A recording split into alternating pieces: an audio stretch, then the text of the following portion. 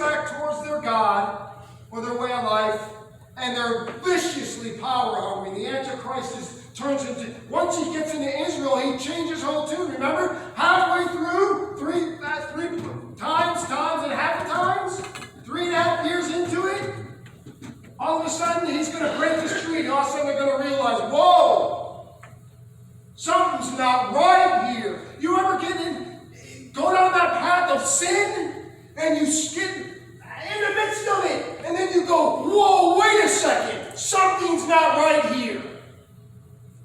I've gone down the wrong path. I'm following the wrong God. I'm following the wrong person. That's what's happening here. The Antichrist is unstoppable. He will extend his power over many countries. Egypt will not escape. He will gain control over the treasures, the gold and the silver, and all the riches of Egypt. With the Libyans and the Cushites in submission, he becomes more powerful, and he's ruling the world. And this is the first 3.5 years of the tribulation that we read about in Revelation. The Antichrist is unstoppable. He has absolute supremacy over all that happens. He starts out as a smooth talker, right? He turns into this arrogant blabbermouth, and then he convinces the world to follow him.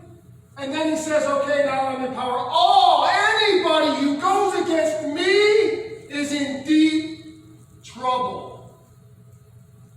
They're going to be destroyed. He has this power and riches, and no one dare stand to come against it.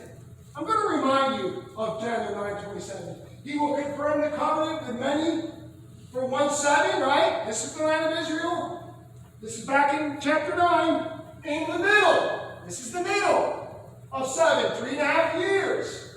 He will put an end to the sacrifice and offering. This is where we're at. This is that prophecy being fulfilled and reiterated to us in Daniel chapter 11. And at the temple he will set up an abomination that causes desolation until the end that is decreed is poured out on him. The Antichrist has deceived many, many people for 3.5 years. And it looks good to some people. I don't know how. I can't imagine how it could. I mean, the world is in chaos. But the world goes into chaos, and many of us who have a pre-tribulation, pre-rapture, we have a rapture point of view, we believe that the chaos is going to be brought on, right, by the rapture, right? We're going to be with the Lord, and all of a sudden planes are going to be crashing, and cars are going to be, people are already gone. And it's going to cause chaos. But this guy's going to come and say, don't worry, I got it all under control. But he's deceiving people. He's deceiving them. And this is how we can tie this with the book of Revelation. The book of Revelation doesn't paint a pretty picture. But for the Jews, remember, they think that they're going to have this king that comes on earth that's going to purge the world of all the people that aren't his, right? They think we're the only ones. God's come to free us and deliver us and set us up above everybody else. And if he has to get rid of everyone else, that's what he's going to do. We see pictures of that in the Old Testament. But here, in chapter, between verses 43 and 44, we are in the middle of the 7. In our text, the Antichrist puts an end to the Jewish religion, just as the scripture says. He puts an end to the offering and the sacrifice, and he sets himself up as God, and then he becomes almost like a paranoid, crazy person. But he reports from the east and the north will alarm him, and he'll set out in a great rage to destroy and annihilate many. So now he's starting to hear, this is where he hears, this person doesn't believe you, this person's against you, this person's turning against you, and he gets rageful, and he just kills anybody, including the Jews, who set out to stand against him. You know, if we fit this in the framework of Revelation chapter 8 through 11, this is God working in wrath in the world. It's going to get ugly. We learn that the Antichrist sets himself up as God and begins to destroy and annihilate anybody and everybody. Then the final straw that will reveal to the Jews once and for all that they have been deceived. is in verse 45. That's the second part of verse 45. 11:45a says he will pitch his royal tents between the seas of the beautiful mountain and the beautiful holy mountain. He's going to come and pitch his tent. That means he's going to set up his rule between the seas and the beautiful holy mountain. He's going to set himself up and his reign up in Israel and reign from there. You know what happens at this point? Israel is at the deepest, and it's been bad. I mean, you just read through the history of the land of the nation of the Jews in Israel. It's horrible. I mean, they are probably one of the most oppressed people ever in our history. But this is going to be the deepest point of sorrow and suffering that Israel has ever seen in history. Total humiliation. And you know what that does? I'll tell you. They will look up to him,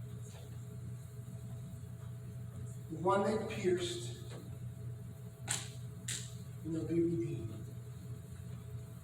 Hallelujah. And I believe in Revelation 7 when it says that there are 144,000 members and the people from each tribe of Israel, and they're out proclaiming the message of the Messiah. I believe that this has already been happening for 3.5 years, and finally, they'll hear the message.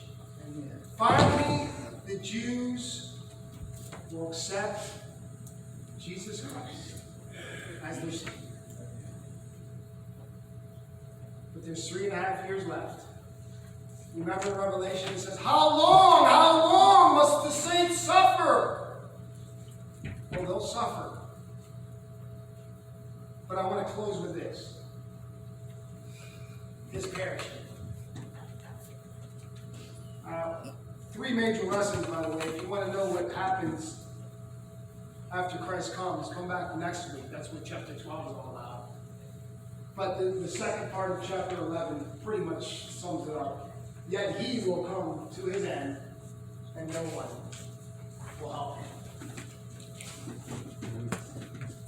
Number 1, as we've gone through Daniel, God controls everything. We might not like it, we might not understand it, but God is sovereign and controls everything. Every detail, every ruler, from David to Artaxerxes to Alexander the Great to Antiochus to Hitler to Stalin to Obama to Trump. God controls all our worldly leaders, and he is sovereign. It's all within the framework of his plan. And I'll tell you, for me, I don't know about you, it's comforting for me. It is. You know, I hate to see what's going on in the world. It breaks my heart. I pray for him fervently every day. God, show us how to use us in this time of trouble.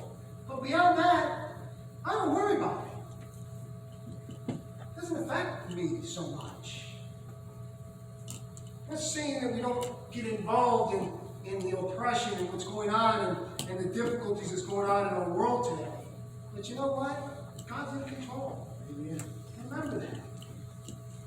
The second lesson is not only does God control history, and I love this one, but God, I've always told you, if you're with us on Sunday night, and if you've been with us through the book of Daniel, that God will purge his people Israel. There's coming a day, and when Jesus said it, and when these things began to come to pass, the Lord said it in Luke, look up, lift your hands, for what? Your redemption is near. These things must take place. So God controls everything. God's going to purge to redeem his people. The third one, and it's not pretty, it's going to be a Holocaust. It's going to be ugly and chaotic. That's why people say, oh, the end's coming, right? You don't know the time of the hour. Utter chaos. That's not what I want to focus on. Christ will triumph over all, and we'll all be forever with the saints of God. Amen. Robert Louis Stevenson wrote this story, and I'll close with this. There was a ship in a violent stormy sea. The ship was driven against the rocks, and they're getting ready. They're starting to bump up against the rocks, and any moment the ship's going to be dashed to pieces. The passengers in the ship are huddled together in terror, facing this inevitable death.